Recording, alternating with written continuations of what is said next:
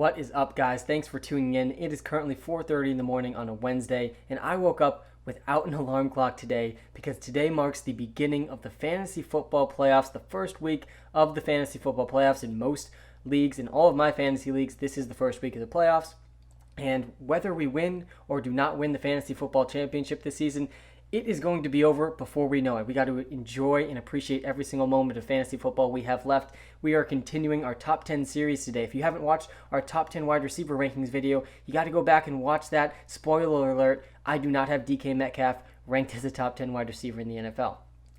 Let's get right into my top 10 running backs in the NFL based on their current production this season.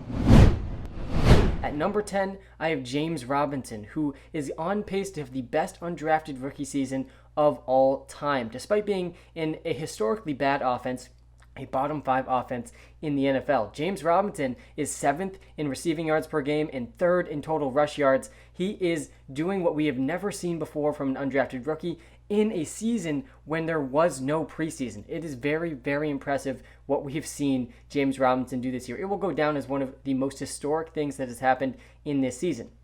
James Robinson has overcome horrible offensive line play by averaging the 5th most evaded tackles per game. He's going to be a very good running back in this league for quite some time.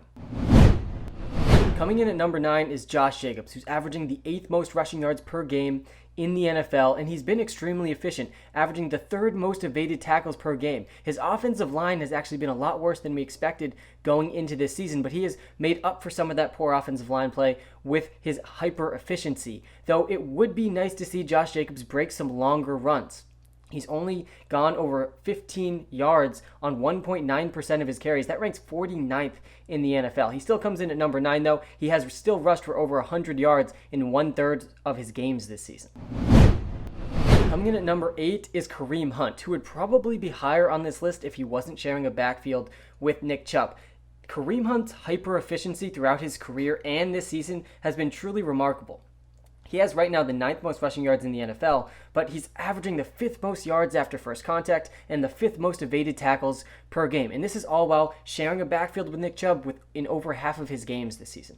Kareem Hunt would be a top running back on most teams in the NFL. Coming in at number 7 on my top 10 running back list is Ezekiel Elliott, who has just been crushed by an injured offensive line this season. In Ezekiel Elliott's first 5 games, he went over 100 total yards in 4 of them. Then the offensive line injuries started piling up, and he's only totaled 100 yards once since week 5, though he still is top 15 in rushing yards and receiving yards per game at the running back position. He would be higher on this list if the offensive line and Dak Prescott injuries did not happen.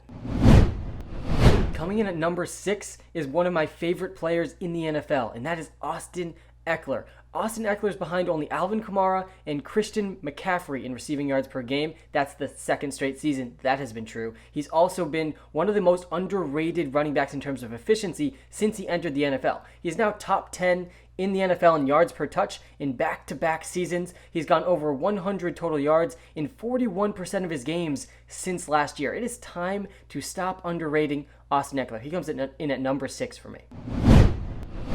My number 5 ranked running back is Aaron Jones. He's 5th in rushing yards per game, and he also has the 10th most receiving yards per game in the NFL. Like Austin Ekeler, Aaron Jones now has back-to-back seasons ranking top 10 in yards per touch. He's one of the most efficient running backs in the NFL. Jones has now gone over 140 total yards in 40% of his games dating back to the start of last season. That is one of the highest marks in the league. Coming in at number 4 for me is Alvin Kamara, who does have a very strong case for being the most talented running back in the NFL. He leads the league at the position in receiving yards per game, a stat that he actually led the Saints in while Michael Thomas was out. He led the Saints in receiving. He was their number 1 receiver. That is how good Alvin Kamara is as a receiver. He also leads the NFL in yards per touch, and he ranks top 10 in basically any efficiency metric that you can find. Kamara simply has not gotten the same level of a workload that some of these other elite running backs that we're about to touch on have gotten, and that's why he ranks number 4 for me. But if he were to see as big of a workload as the guys we're about to talk about, I think he could very easily be the number 1 running back in the NFL.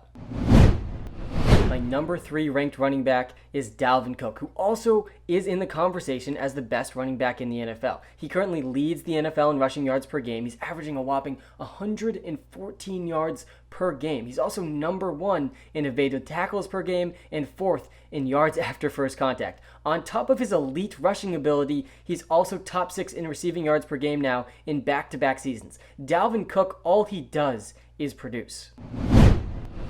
Coming in at number 2 is Derrick King Henry, who's on pace to be the first running back since Barry Sanders in the early 1990s to average over 100 rushing yards per game in back-to-back seasons. That's something we might not see be done in over the next decade, maybe even longer. It's an extremely rare thing to happen, especially with the game becoming more and more pass-heavy as the years go on.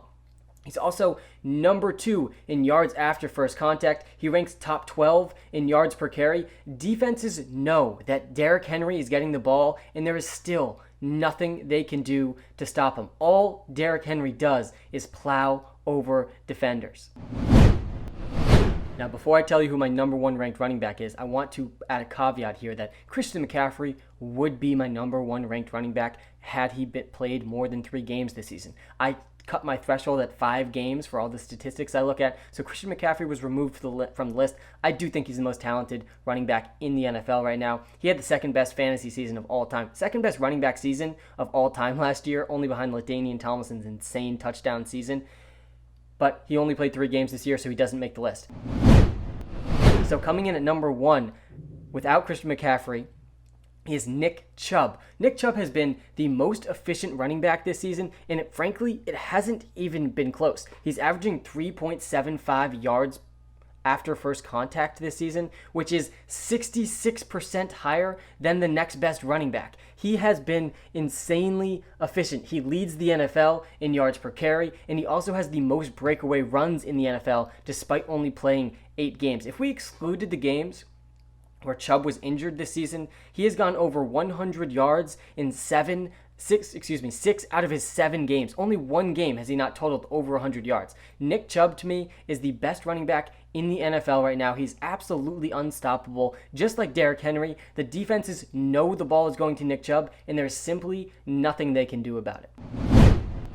Thank you guys for tuning in. As always, if you haven't checked out the WalterPicks app in the iOS App Store yet, you got to go check it out. I spent over 400 hours of my life building this app, so if you haven't checked out the WalterPicks app in the iOS App Store yet, go check it out. It can help you dominate player prop picks, and it can help you dominate on DraftKings and FanDuel, as well as win your fantasy football championships. Thanks for tuning in. Let me know in the comments if you disagree with any of my top 10 rankings. I'm sure there's going to be some disagreements, and I look forward to ranking my top 10 quarterbacks coming soon.